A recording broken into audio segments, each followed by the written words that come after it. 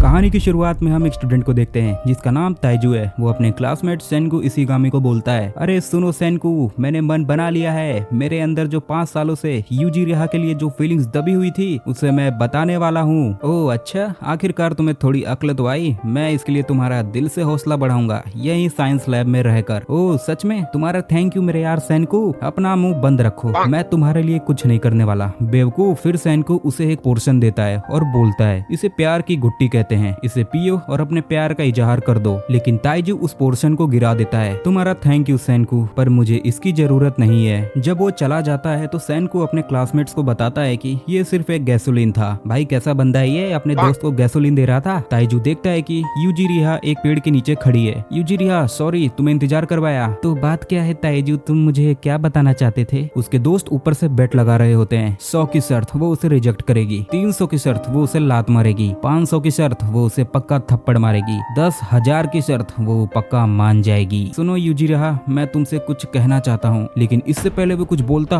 तभी आसमान से एक सुनहरी ग्रीन लाइट आती है जो दुनिया को घेर लेती है और सारे ह्यूमंस को पत्थर बना देती है। और आसमान में प्लेन्स, कबूतर, मतलब पंछी जितने भी लोग थे सब पत्थर बनने लग जाते हैं। ताइजू अपने स्टोन फॉर्म के अंदर होश में रहता है और तय करता है कि वो अपने प्यार का इजहार करके रहेगा, चाहे उसे जितना भी टाइम लगे। हजारों साल बीत जाते हैं, पूरी दुनिया बदल जाती है, ह्यूमंस का नामो निशान नहीं रहता और किसी वजह से ताइजू उस पत्थर से निकलने में कामयाब हो जाता है। मैं बाहर आ गया, आखिरकार मैं आजाद हो गया। वो देखता है कि वो एकदम अलग दुनिया में है और उसके चारों तरफ सभी लोग पत्थर में बदल चुके हैं। वो हाथ जोड़कर प्रार्थना करता है, मुझे माफ करना, मैं बस अभी इतना ही कर सकता हूँ। फिर वो रास्ते में जाते वक्त उसे एक फ्लैशबैक याद आता है जहाँ उसने एक बर्ड को देखा था जो वैसे ही पत्थर बन गया था। वो उस बर्ड को क्लिनिक ले जाता है और वहाँ यूजिरिहा को देखता है और उसके हाथ में वही सेम टू सेम बर्ड होता है। वापस प्रेजेंट में कुछ देर चलने के बाद वो यूजिरिहा का स्टैचू वही बरगद के पेड़ के पास देखता है। वो उसे देखकर बहुत ज्यादा खुश हो जाता है और थोड़ा इमोशनल भी। मुझे अफसोस है, मैं तुम्हारी हिफाजत नहीं कर पाया। एक बात कहूँ, असल में देखा जाए तो तुम मेरी हिफाजत कर रही थी यूजिरिहा। तुम्हारी वजह से मैं इतने वक्त तक जिंदा रह पाया, अकेला उस मायूसी भरे दर्दनाक अंधेरे में। तब से लेके आज तक 100 साल से मैं तुम्हें प्यार करता हूँ यूजिरिहा। फिर ताइजू खड़ा होता है और डिसाइड करता है, चाहे कुछ भी हो जाए मैं तुम्हें यहाँ से जरूर निकालूंगा। अरे ये क्या लिखा है? और वो देखता है कि उस पेड़ पर कोई मैसेज लिखा हुआ है, नदी वाले रास्ते को फॉलो करो बेवकूफ कहीं के। फिर वो सेनकू को उसका वेट करते हुए पाता है। तो आखिरकार तुम जाग ही गए मेरे बेवकूफ दोस्त। मेरे दोस्त तुम जिंदा हो।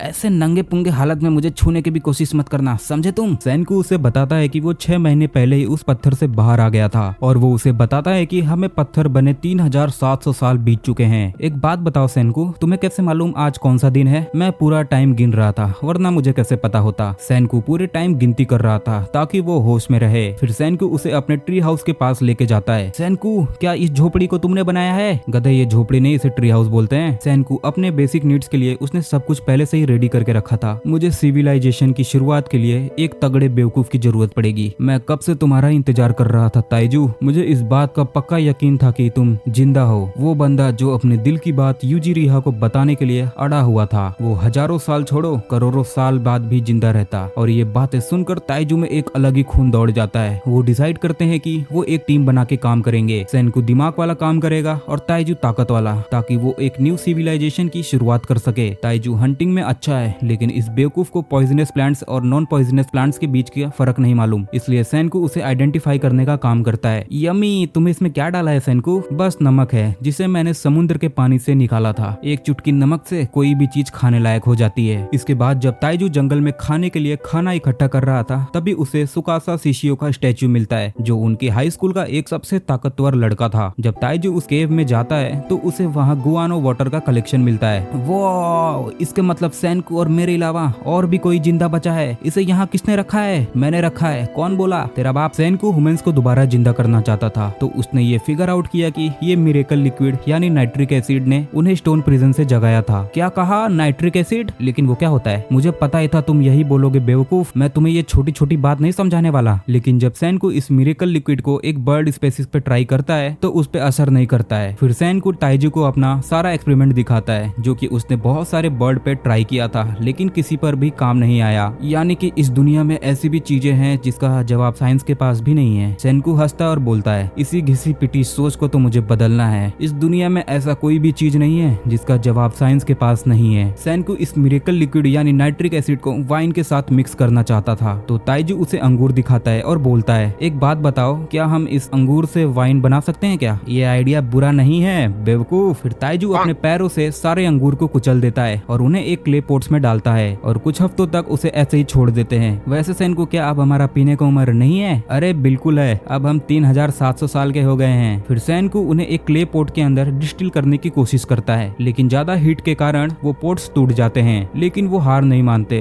वो फिर से शुरू करते हैं। वो दोनों दिन रात मेहनत करते हैं, चाहे सर्दी हो या बारिश हो, वो लोग अपना काम जारी रखते हैं। और भाई हम देखते हैं कि ताइजू का दाढ़ी वाड़ी उग जाता है, तो सेनको उसके दाढ़ी को किसी चीज से काट देता है, जिससे कि उसके मुंह पर बहुत सारे फोड़े उग जाते हैं। और फाइनली 1 साल की मेहनत के बाद वो एक वर्किंग सोल्यूशन बना लेते हैं और वो उसे एक बर्ड के ऊपर ट्राई करते हैं और वो स्टोन बर्ड जिंदा हो जाता है। और अपनी मेहनत को कामयाब होता हुआ देखकर वो दोनों बहुत ज्यादा खुश हो जाते हैं। फिर सेनको ताइजू से बोलता है, अब तुम किसे जगाना चाहते हो? तुम तो जानते हो मेरा जवाब क्या होगा। ताइजू सेनको को उसी पेड़ के पास लेकर जाता है जहाँ पर यूजिरिहा का मूर्ति होता है। फिर वो यूजिरिहा से माफी मांगता है, मुझे माफ करना यूजिरिहा, मैं तुम्हें अभी तक बाहर नहीं निकाल पाया। फिर सेनको यूजिरिहा के पास जाता है उसे उस मूर्ति से बाहर निकालने के लिए। रुक जाओ सेनको, यूजिरिहा ने कपड़े नहीं पहने हैं, हमें पहले इसे कपड़े पहनाना होगा। फिर ताइजू उस मूर्ति को उठा करके कैंप के पास लेकर जाने लगता है। क्या तुम्हें वो मूर्ति भारी नहीं लग रही है? क्या तुम यूजिरिहा को मोटी बोल रहे हो? मेरा मतलब वो नहीं था बेवकूफ। लेकिन जब वो लोग वहाँ से जा रहे होते हैं तभी वहाँ पर एक शेर आ जाता है। सेनको बोलता है कि जू से भागे हुए लायंस स्टोन वर्ल्ड में फूड चेन के टॉप पर आ गए हैं और शायद वो भी हमसे डरते हैं क्योंकि अभी तक उन लोगों ने इंसान को नहीं देखा है। लेकिन तभी ताइजू यूजिरिहा का मूर्ति सेनको को दे देता है। तुम भाग जाओ सेनको, मैं तुम्हें मरने नहीं दे सकता क्योंकि इस पूरी दुनिया में साइंस के बारे में सिर्फ तुम्हें ही मालूम है। लेकिन सेनको कहता है, तुम्हारे पास ताकत है और मेरे पास दिमाग। इस सिविलाइजेशन की शुरुआत के लिए हम दोनों को जिंदा रहना जरूरी है, तो इसलिए अभी हम दोनों को भागना होगा। फिर वो दोनों वापस से भागना शुरू कर देते हैं और उनको बचाने का जब कोई ऑप्शन नहीं मिलता है तो वो उसी मूर्ति के पास जाते हैं जिसे हमने कुछ देर पहले देखा था, उनके हाई स्कूल के समय का सबसे खतरनाक और ताकतवर लड़का सुकासा शिशियो। फिर ताइजू उसके ऊपर मिरेकल लिक्विड गिराता है और सुकासा उस पत्थर से आजाद हो जाता है और आजाद होते ही वो सारे शेर पर मुक्के की बारिश कर देता है और उसे देखकर सारे शेर वहाँ से भाग जाते हैं। लेकिन एक शेर को वो मार देता है। तुम मुझे बाकी की बात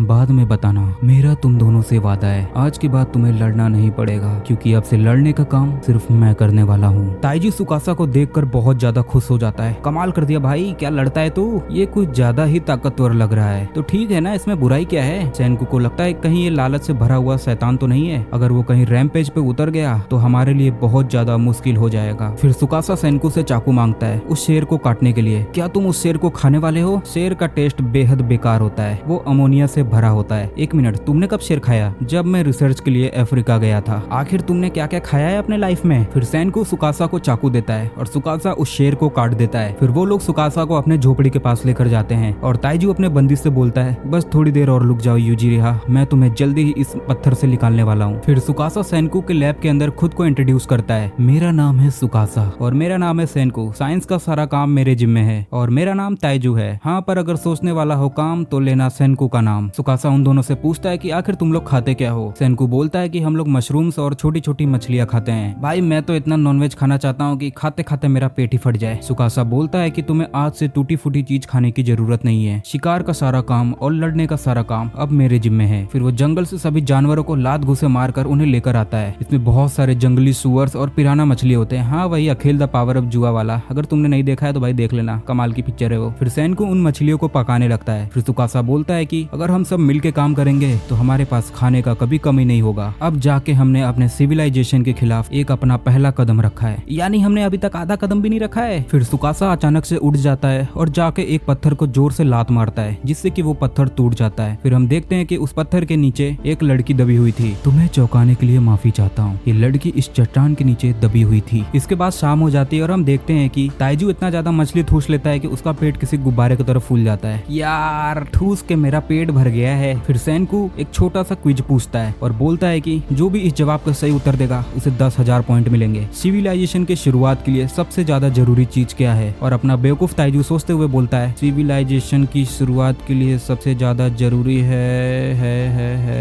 एक स्मार्टफोन। एक स्मार्टफोन होगा तो अच्छा होगा। तुम्हारी अक्ल क्या घास चरने गई है बेवकूफ? फिर सेनको इसका सही जवाब बताता है। इसका सही जवाब है चौक। अरे ये तो वही चीज है ना जिससे टीचर हमें मारती थी दूर से। क्या अब हमें स्कूल जाना होगा इसे लेने के लिए? जिसे सुनकर सेनको भाई अपना पूरा गुस्सा खो देता है। फिर सेनको नदी में से एक शेल्स को उठाता है और बोलता है कि कि अगर हम इसे मसल कर चकनाचूर कर देंगे तो इसमें से चूना निकल जाएगा। फिर अपना ताइजू बहुत तेजी के साथ सेल्स को इकट्ठा करना शुरू कर देता है। भाई जितने भी मजदूरी वाला काम रहता है ना, ताइजू उसे करने के लिए एकदम आगे खड़ा रहता है, ये तो मानना पड़ेगा। और हम देखते हैं कि कुछ ही देर में ताइजू बहुत सारे सेल्स को इकट्ठा कर लेता है और उन्हें तोड़ तोड़ के उसका तेल निकाल लेता है। I mean, उसमें से चूना निकाल लेता है। फिर सैन को उस चूने का यूज बताता है। वो बताता है कि इसे हम फार्मिंग में यूज कर सकते हैं और कंस्ट्रक्शन में भी यूज कर सकते हैं। फिर ताइजू नंगा पुंगा होकर वापस से नदी में कूद जाता है कुछ इकट्ठा करने के लिए। सैनको ने उसे भाई कुछ बोला था लाने के लिए, मुझे नहीं मालूम क्या बोला था। अगर इस दुनिया में कोई बीमार पड़ गया तो उसका खेल खत्म हो जाएगा और हमें उन कीटाणु से बचाने के लिए हमें ये पत्थर काम आएगा जिसका नाम है डॉक्टर स्टोन। और उन लोग ने जो चूना निकाला हुआ था वो इसी पत्थर के ऊपर लगाते हैं। सैनको,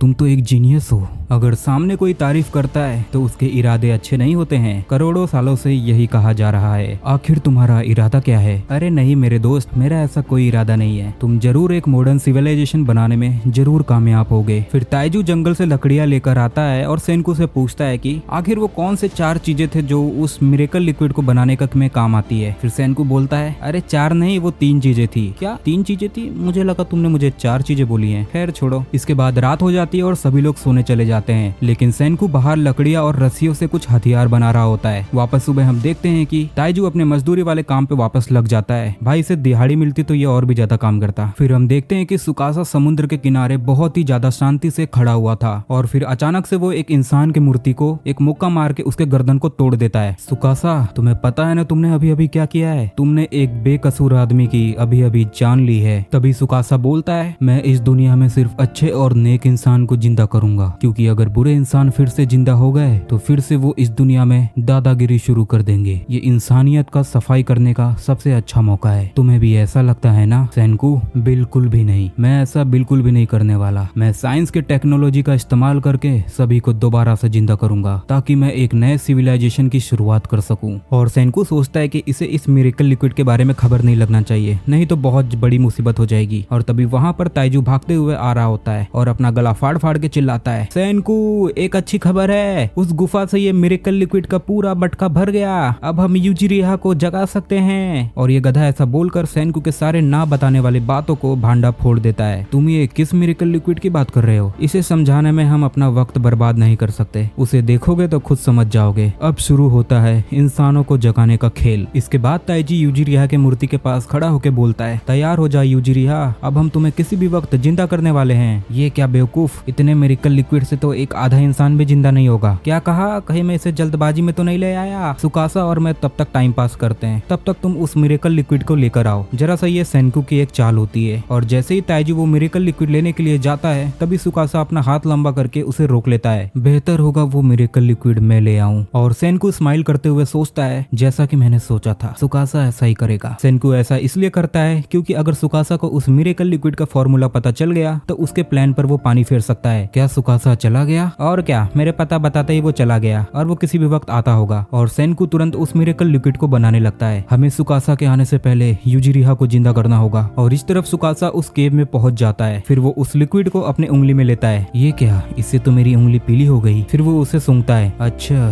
तो ये मिरेकल लिक्विड असल में नाइट्रिक एसिड है। और इस तरफ झोपड़ी में ताइजू सैनको से बोलता है तुमने तो कहा था हमारे पास मिरेकल लिक्विड नहीं है, तुम्हें क्या लगा मैंने वहाँ पर सही साइज का मटका रखा होगा? तो तुमने सुकासा को वहाँ मिरेकल लिक्विड आने क्यों भेजा? ताकि मैं इसे यहाँ से दूर भेज सकूं। लेकिन सुकासा तो एक अच्छा इंसान है ना। फिर सैनको उसे सारी बातें बता देता है कि वो कैसी दुनिया बनाना चाहता है। सैनको, मुझे तुम पर पूरा भरोसा है। वैसे सैनको, मेरे गैर हाजिरी में यहाँ पर कुछ हुआ था क्या? हाँ, सुकासा एक अच्छा इंसान तो है लेकिन साथ में खूनी भी है। और फिर ताइजी यूजिरिहा के मूर्ति के पास मिरेकल लिक्विड का बोतल लेकर खड़ा होता है। यूजिरिहा, अब तुम जल्दी आजाद हो जाओगी। अब एक गधे जल्दी कर, सुकासा यहाँ किसी भी वक्त आता होगा। और पूरा बोतल उसके ऊपर गिरा देता है। अरे तुमने सारा लिक्विड एक साथ क्यों गिरा दिया? जरा आराम से नहीं डाल सकते थे क्या? ये तुमने क्या किया? यूजिरिहा नहीं जग रही है। फिर सैनको उसे केमिस्ट्री के एलिमेंट्स के बारे में बताता है। ये तुम क्या बोल रहे हो? मुझे कुछ भी नहीं समझ आ रहा, मेरे दिमाग की बत्ती गुल हो गई है। और तभी यूजिरिहा की मूर्ति टूटने लगती है और फाइनली यूजिरिहा उस मूर्ति से बाहर आ जाती है और अपना ताइजू उसे अपने बाहों में लेकर इमोशनल हो जाता है, एकदम शाहरुख खान की तरह। यूजिरिहा,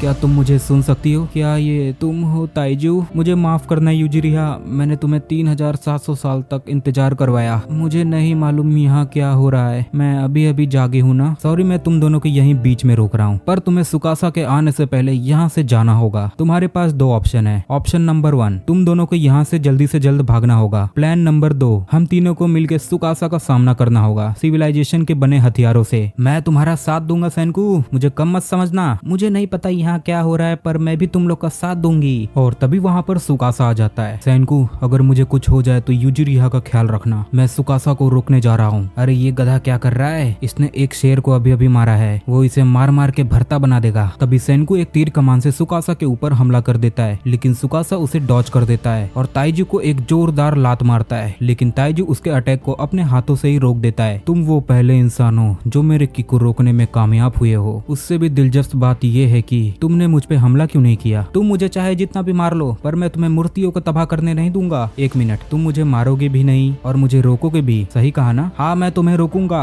अगर ऐसा है तो मुझे इस लड़की को खत्म करना होगा। तभी अचानक से ताइजू बेहोश हो जाता है। तुम्हें क्या हुआ ताइजू? लगता है ये बेहोश हो गया, शायद अब ये कुछ दिन तक उठ नहीं पाएगा। हमें आपस में लड़ना नहीं चाहिए। अनजान लोगों की मूर्तियों के बारे में सोचने की बजाय तुम्हें इस लड़की का हिफाजत करनी चाहिए। और ऐसा बोलकर सुकासा वहाँ से चला जाता है और उसके जाने के बाद सेनकू ताइजू को जगाता है। अरे ओ, चलो उठो, उठ जाओ। पर तुमने तो कहा था हमें इसे सोने देना चाहिए। कहीं ऐसा तो नहीं तुमने सुकासा से डर के उसके आगे घुटने टेक दिए? और ये सुनते ही ताइजू खड़ा हो जाता है और सुकासा को रोकने के लिए भागने लगता है। अरे रुक जा बेवकूफ, कभी तो दिमाग से सोच लिया कर, हम उसे अभी नहीं हरा सकते। हाँ, तुमने सही कहा। फिर सेनकू बोलता है, इस पत्थर की दुनिया में इस शैतान को रोकने का एक ही तरीका है, सिविलाइजेशन को आगे बढ़ा के साइंस के हथियार बना करके हम सुकासा को रोक सकते हैं। इसके बाद ताइजू अपने झोपड़ी के सारे सामान को तोड़ने लगता है। ताइजू, तुम ये सब तोड़ क्यों रहे हो? ताकि सुकासा को लगे कि हम डर के यहाँ से भाग गए हैं। अगर हमें सुकासा को रोकना है तो हमें साइंस का वेपन बनाना होगा, नहीं तो अपना खेल खत्म। फिर वो तीनों जंगल की ओर जाने लगते हैं, लेकिन बिना टेक्नोलॉजी के उन्हें रास्ता का अंदाजा नहीं मालूम पड़ रहा था। लेकिन तभी यूजिरिहा को कुछ महसूस होता है और वो पीछे की तरफ भागने लगती है। अरे यूजिरिहा, तुम कहाँ जा रही हो? और वो लोग एक बुद्ध भगवान की मूर्ति के पास पहुंच जाते हैं और ये मूर्ति 100 सालों से ऐसे ही है, क्योंकि वो ब्रॉन्ज का बना हुआ है, इसलिए वो खराब नहीं होता है। सेनकू डिसाइड करता है कि वो स्टैचू से थोड़ा ब्रॉन्ज लेगा। अरे तुम ऐसा करोगे तो ये मूर्ति टूट जाएगी। फिर रात हो जाती है और वो सोने चले जाते हैं, लेकिन ताइजू पहरेदारी करता है ताकि सुकासा आए तो उन्हें मालूम पड़ सके। फिर सुबह वो लोग वापस से अपने खोज में निकल जाते हैं और इस तरफ सुकासा को मालूम पड़ जाता है कि सेनकू, यूजिरिहा और वो चचुंदर यहाँ से भाग गए हैं और वो उनको पैरों को निशान देखकर समझ जाता है कि वो लोग नॉर्थ के साइड गए हैं। और इधर सेनकू, ताइजू, यूजिरिहा फाइनली एक हॉट स्प्रिंग के पास पहुंच जाते हैं। फिर सेनकू उन्हें बताता है, हम सुकासा को हराने के लिए साइंस का सबसे ताकतवर वेपन बनाएंगे। सेनकू, क्या तुम जानते हो मैं किस चीज की बात कर रहा हूँ? हाँ, तुम स्मार्टफोन बनाने की बात कर रहे हो। तुम और तुम्हारा ये स्मार्टफोन, तुम एक नंबर की बेवकूफ हो ताइजू। हम बनाने वाले हैं गन पाउडर। यहाँ पर पहाड़ों पर सल्फर और चारकोल आसानी से मिल जाते हैं और इससे हम गन पाउडर आसानी से बना सकते हैं। और इस तरफ सुकासा बहुत टेंशन में दिखाई दे रहा होता है। अगर उन्होंने साइंस की मदद से बारूद बना दिया तो मेरा खेल खत्म हो जाएगा, मुझे उन्हें जल्द से जल्द ढूंढना होगा। और इस तरफ सेनकू भाई गन पाउडर बनाने के लिए सल्फर इकट्ठा कर रहे होते हैं और ताइजू यूजिरिहा के साथ पानी में मजे मार रहा होता है। यूजिरिहा, जब हमारा सिविलाइजेशन कंप्लीट हो जाएगा तब मैं तुम्हें एक बात बताऊंगा। हाँ ठीक है। अब अगले दिन सुबह सेनकू ताइजू से बोलता है, अब हमारे पास बारूद बनाने के लिए 3 चीजें हैं और ये 3 चीजें बस हमें मिक्स करना है। पहला इंग्रेडिएंट है सल्फर, जो हॉट स्प्रिंग में आसानी से मिल जाता है। दूसरा इंग्रेडिएंट है चारकोल, जो जलती हुई लकड़ी से आसानी से बन सकता है। और आखिरी और सबसे मुश्किल इंग्रेडिएंट है पोटेशियम नाइट्रेट, जो कि मैंने बहुत पहले से इकट्ठा करके रखा है। ये कहीं सुना सुना लगता है, ये तो वही मिरेकल लिक्विड के 4 में से एक चीज है ना? तुमने बिल्कुल सही कहा। और अगर हम इसमें 1 चुटकी चीनी डाल देंगे तो ये बहुत तगड़ी गन पाउडर बन जाएगी। मेरा नाम है सेनकू बोट, इसमें जो भी इंग्रेडिएंट दिए गए हैं वो एकदम सही है, इसे घर पर ट्राई ना करें। और जब ये लोग इंग्रेडिएंट को कूटने लगते हैं तभी ताइजू एक बहुत बड़ा सा पत्थर लेकर आता है। अरे ये तुम क्या कर रहे हो ताइजू? अगर तुम उससे कूटोगे तो बारूद में चिंगारी निकल जाएगी। तभी सेनकू बोलता है, पत्थर से निकलने वाली चिंगारी अलग होती है और चिंगारी निकलने वाले पत्थर में मेटल होना चाहिए, जैसे गर्म तालाब, ज्वालामुखी और आयरन फाइनाइट। क्या आयरन फाइनाइट?